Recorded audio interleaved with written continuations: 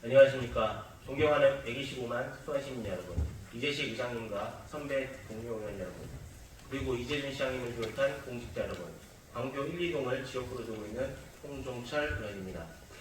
먼저 본 의원에게 5분 발언의 기회를 주신 이재식 의장님을 비롯한 선배 동료 의원 여러분께 진심으로 감사 인사를 드립니다. 오늘 본 의원은 수원시 공직자 인사제도가 과연 공정성과 객관성을 제대로 유지하고 있는지에 대해 묻고자 이 자리에 섰습니다. 지난 1월 시행된 수원시 정기인사를 둘러싸고 명확한 기준과 근거 없이 인사가 자행되었다는 문제 제기가 곳곳에서 이루어지고 있습니다.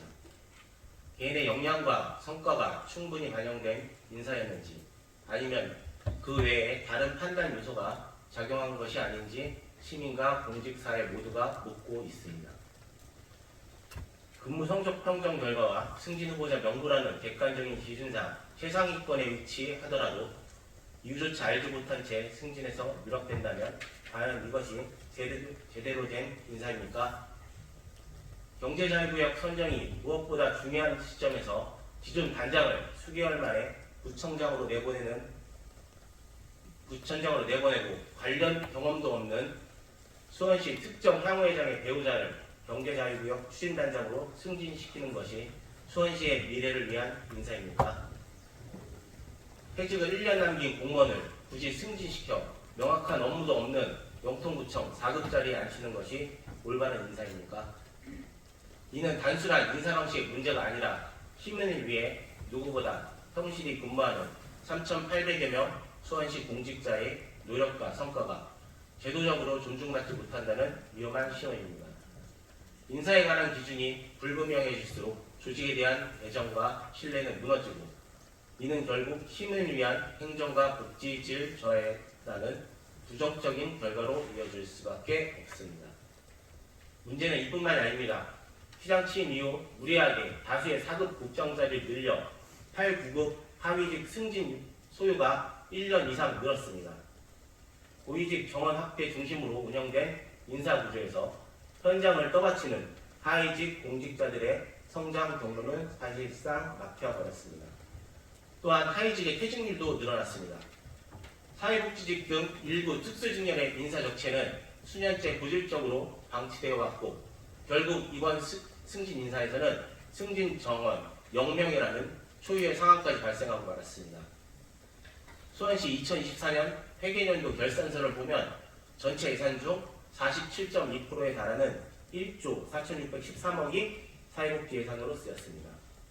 이른바 세비수로 이름 지은 수많은 정책 사업이 꼭 필요한 시민에게 닿을 수 있도록 일선에서 누구보다 묵묵히 힘쓰고 있는 분들이 사회복지직을 포함한 부하동의 하위직 공무원입니다. 이들의 수고를 누구보다 보듬어줘야 할 조직이 도대체 어디서부터 잘못된 것인지 그리고 이러한 구조적 문제를 바로잡을 의지가 과연 있는지 참담한 심정입니다. 이러한 사례들은 수원시의 인사제도 전반이 공정성과 예측 가능성이라는 인사의 기본 원칙에서 이탈하고 있음을 단적으로 보여주고 있습니다. 객관적인 기준이 작동하지 않는 인사, 특정 직렬의 구조적 불이익이 반복되는 인사, 노력해도 달라지지 않는다는 인식을 조직에 전반적으로 확산시키고 공직사회의 근간을 뒤흔들고 있습니다. 본 의원을 비롯해 많은 의원들이 여러 차례 개선에 요구했음에도 불구하고 변함이 없다는 것은 인사권자의 책임 문제로밖에 볼 수 없습니다. 혹시 다가오는 지방선거를 앞두고 정치적 수단으로 인사가 활용되고 있는 것이 아닌지 스스로 엄정히 돌아보고 분명한 입장을 밝혀야 합니다. 이에 본 의원은 수원시의 다음 사항을 강력히 촉구합니다. 인사 운영 전반에 대한 자체 점검과 개선 방안을 명확히 제시해 주십시오. 인사 기준과 절차를 명문화하고 형식적 기준이 아닌 실질적인 인사 원칙을 시민과 공직자 앞에 분명히 밝혀주십시오. 공정성과 객관성에 대한 의혹이 남는 한 공직사회의 신뢰 회복은 불가합니다.